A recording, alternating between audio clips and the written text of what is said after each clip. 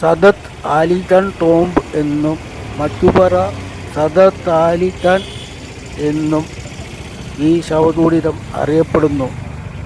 സദത്ത് അലി ഖാൻ്റെ മകൻ നവാബ് ഗാസി ഊദ് ദീൻ ഹൈദർ 1814 പണി കഴിപ്പിച്ചു.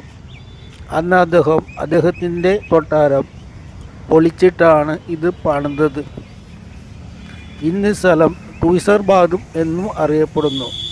ഇത് പണിതിരിക്കുന്നത് ഇൻഡോ ഇസ്ലാമിക് ആർക്കിടെക്ചർ ആണ് പ്രകടമായി കാണാവുന്നത്.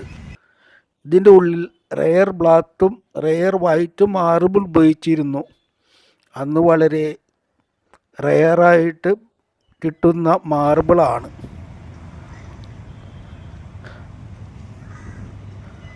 സദത്ത് അലി ഖാൻ ആറാമത്തെ നവാബായിരുന്നു ഔധ രണ്ടിട. അദ്ദേഹം ഭരിച്ചിരുന്നത് 1798 മുതൽ 1814 വരെ. മുർഷിദ് സാദി ഭാര്യ 1804 മകൻ പണിതതാണ് ഇത്. ഇവിടെ ഒരു പൂന്തോട്ടമുണ്ട്. ഈ പൂന്തോട്ടം അറിയപ്പെടുന്നത് ബീഗം ഹസ്രത്ത് മഹർ പാർക്ക്. 1962 ഇതിൻ്റെ പണി പൂർത്തിയാക്കിയത്. ഈ പാർക്കിൻ്റെ 1857 സിപായി ലഹള, ആദ്യത്തെ സ്വാതന്ത്ര്യ സമരം പങ്കെടുത്തവരാണ് ഈ ബീഗം ഹസ്രത്ത് മഹർ. സ്വാതന്ത്ര്യ സമരം പൊളിഞ്ഞു പോയി, എന്ത് ചെയ്യാം. അന്ന് ഇവരോട് സഹകരിക്കാൻ ജനങ്ങളോ ബാക്കി നാട്ടുരാജ്യക്കാരോ ഉണ്ടായിരുന്നില്ല. അതുകൊണ്ട് മാത്രമാണ് ആ സമരം പൊളിഞ്ഞത്. ഈ പൂന്തോട്ടം വളരെ നല്ല നിലയിൽ സൂക്ഷിച്ചിരിക്കുന്നു. പക്ഷേ ഈ 2 ശവകുടീരങ്ങളും വളരെ മോശമായാണ് ഇന്ന് കാണുന്നത്.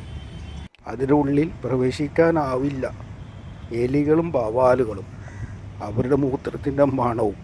അതിനുള്ളിൽ ഒന്നുമില്ല.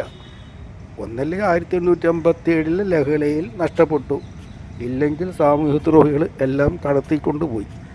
എന്നിരുന്നാലും ഈ പാർക്ക് ഇത്രയും നല്ല ഭംഗിയിൽ സൂക്ഷിക്കുന്നത് നമുക്കൊരു അഭിമാനം തന്നെയാണ്.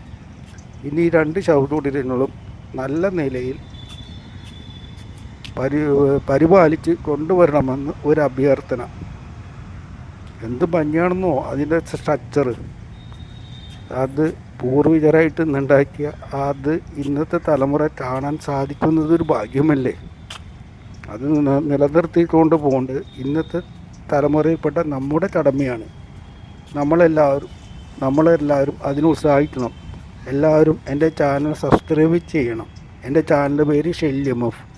നിങ്ങൾ സബ്സ്ക്രൈബ് ചെയ്ത് കണ്ട് അഭിപ്രായങ്ങൾ രേഖപ്പെടുത്തിയാലേ എനിക്ക് യൂട്യൂബിൽ പിടിച്ചു നിൽക്കാനാവും. നിങ്ങളുടെ സഹകരണം ഉണ്ടാകുമെന്ന് സന്തോഷത്തോടെ ഞാൻ വിചാരിക്കുന്നു. എല്ലാവർക്കും എൻ്റെ വീഡിയോ കണ്ടതിന് നന്ദി. ഇനിയും എൻ്റെ എല്ലാ വീഡിയോകളും കാണണേ എന്ന അഭ്യർത്ഥനയോടുകൂടി അടുത്ത വീഡിയോയിൽ കാണാം.